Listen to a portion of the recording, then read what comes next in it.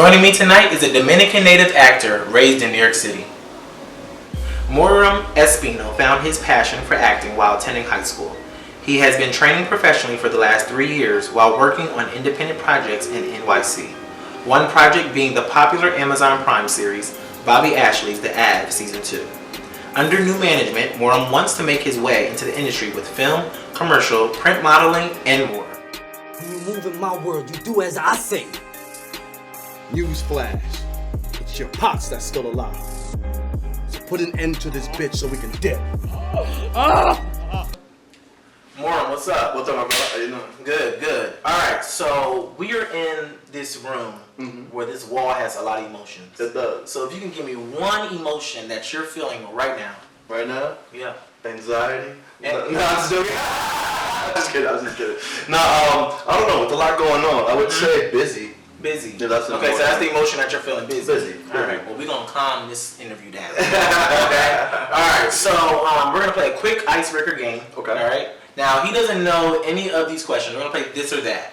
He has no clue what is on this card. Only I have a clue. Okay? So we're about to start. You ready? Here we go. Take a deep breath. Alright. R&B or rap? Rap. Okay. Text message or call? Call. Okay. Pepsi or Coke? Coke. You gotta get out. Marvel or DC? Marvel. Okay. And the last one, freedom or hope? Freedom, baby. Okay. Yeah. And I don't even know. I don't know. I just chose it because it just seems so like wow, like freedom or hope. You gotta like really think about it. Yeah, you do. Yeah. So no, it's an interesting one, but right. I'd rather be free, fly Right. away, man. I You know, agree with that. yeah. All right, good. I like that. All right, so we're gonna go right into the questions for Okay. tonight, Sure. and just be 100% honest. You Okay. know, if a little slip up happens, Okay. you can let it slip up. Okay. I can slip up. You can slip up, right? Not a whole lot of slip ups, but you can slip up. Okay. All right. So explain to me who you are in 1 or 2 sentences. 1 or 2 sentences is not enough, but but moyramespino, father, martial artist, actor, you know, human, you know, man. Okay. When it relates to acting, like who are you as an actor? As an actor, I'm just someone who wants to be a reteller of the human experience. Okay. It's something that drew me to acting. You know, we're basically imitating life. Art imitates life. So that's something that I want to use my vehicle while I'm here for. All right. I like. All right. So, what attracted you to becoming an actor? So I started acting in grammar school. Okay. I went to a performing arts grammar school, and then I kept going in high school as well. I was in the theater club. So what really made it click for me was like I was working backstage. I was building the sets, and then later on I was performing in them in the evening. And I had just so much fun in high school doing it. I thought, you know, this is something I could see myself doing for the rest of my life. So. Right. So you kind of saw both sides of the story. Yeah. In a way. Yeah. Definitely. Okay. And what? Well, of course, you like being in front of the camera more. A little bit. Okay.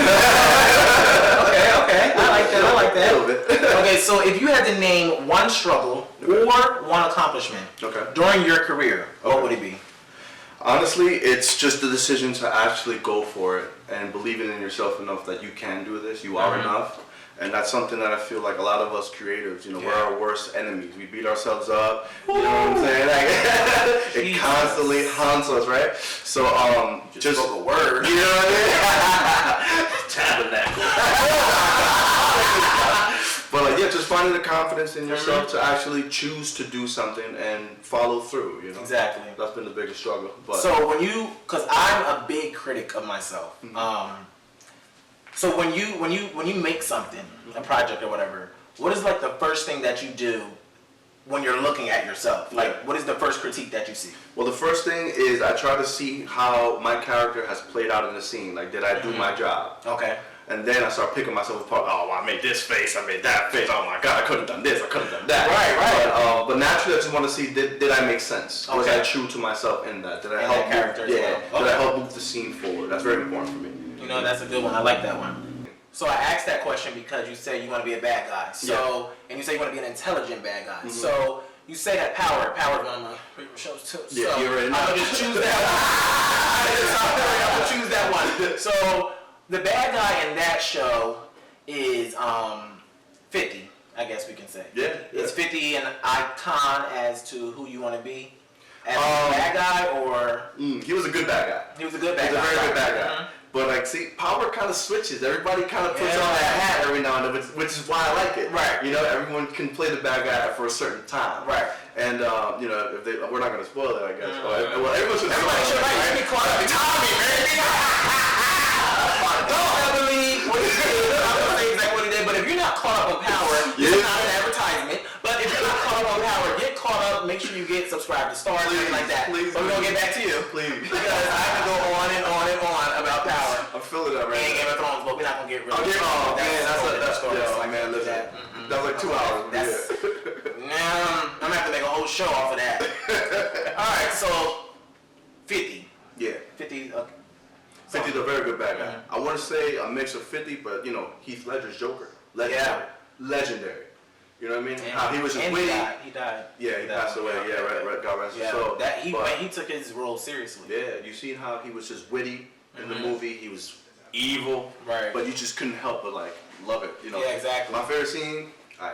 It's very corny. It's one of those comic book things. Okay, well go ahead. Be but, real, like I said. You know, right? So he grabs the girl, right? He grabs the girl. He's hanging out the window, and then Batman was like, "Let her go," and he goes, "Real poise choice of words." That's like, I was the only one in the movie theaters dying. Only one. Dying. See, I would have to kick him out. I'm like, why are you laughing? That wasn't even funny. I was in Jamaica like, But you know, that's the thing about being like an actor, because like I did my fair share. But when you look at movies now, it's like you don't look from it. You don't look at it from a regular person's point of view. You're looking at it through like the behind the scenes, why they said that line, and, you know, why they made that move, like all those type of things. You look at it, and it kind of makes movies. For me, sometimes it depends on like if it's an action or whatever. But it's like, oh well, I'm looking at it from a different point of view, so I don't even like really like it as much as a regular person would like, you know. So I told that to my friends. So they tell me, so what do you think about his acting? What do you think about his acting? And I keep it real like, okay. Oh no, he's very good. Okay, so Moyram, what do you do to prepare for upcoming roles?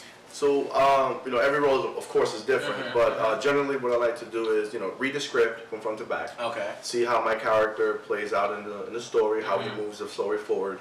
And then I start to flesh him out. You know, I ask the questions, who he is, what he finds important, how does he view the world. 5 W's in a way? Pretty much, you know, and then start fleshing out a character, see how he feels, you know, find him a walk, find him a talk, find him, you know, feel it in my body, reciting it over and over, and how the chemistry goes with my other characters. So generally try to keep that outline. It gets a little crazy from character to character depending on what you do, but it's been going well with that. All right.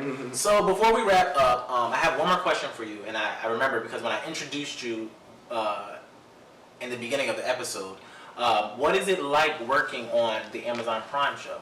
Oh man, so that's Bobby Assey's The Have. It's season 2. It was amazing, man. They have a great cast, great crew.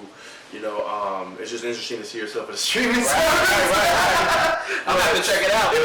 I've never watched it, but now that I'm interviewing, of course, I have to check it out. Definitely check it out. See what it's about. Yeah, I'm doing some crazy stuff in there. I'm not gonna say what. Right, you know, you can't give me an exclusive. It's not indicative of who I am as a person. It's just a character. We don't do an exclusive. Not exclusive, not yet. But we're due to film season 3 soon. Okay. And that's gonna be great. I can't wait. I'm excited. All right, so now that I've seen you, talk to you, you know, all that kind of stuff, I think they want to see what your talent really is. So, with that being said, I have talked to Moyram, and he said he'll give you guys about a 30-second to a minute, you know, little showcase, little spotlight of, you know, a monologue. You agree? I got you, yeah. All right, so keep it locked right here.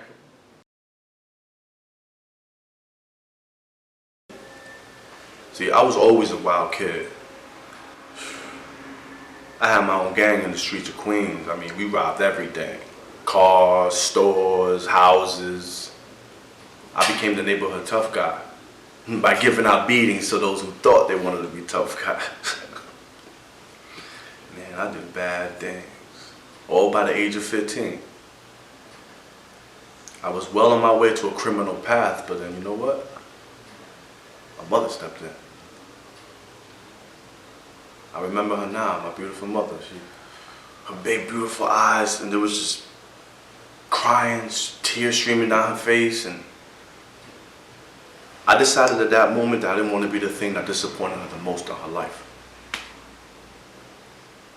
She said she would disown me if I didn't change my ways, so I did. The love for my mother made me rethink my life and make a change for the better. God knows where I'd be if it wasn't for her. What a powerful monologue that you just delivered. Thank you. So, what was the inspiration behind that monologue? Well, I related to that character because of his mother. I feel like my mom is a very pivotal person in my life. Yeah. One of my best influences that I see. So it just spoke to me in that way. Okay. Moyram, thank you for coming on Spotlight tonight. And I hope to, sit down with you and get an exclusive on that show or something. I'm still waiting for that exclusive. I got it, bro. Thank you for having me, man. Thank I really appreciate you guys, man. Thank you to everybody watching at home, too. This guy's a good guy right here, All right, well, we'll see you guys in the next episode.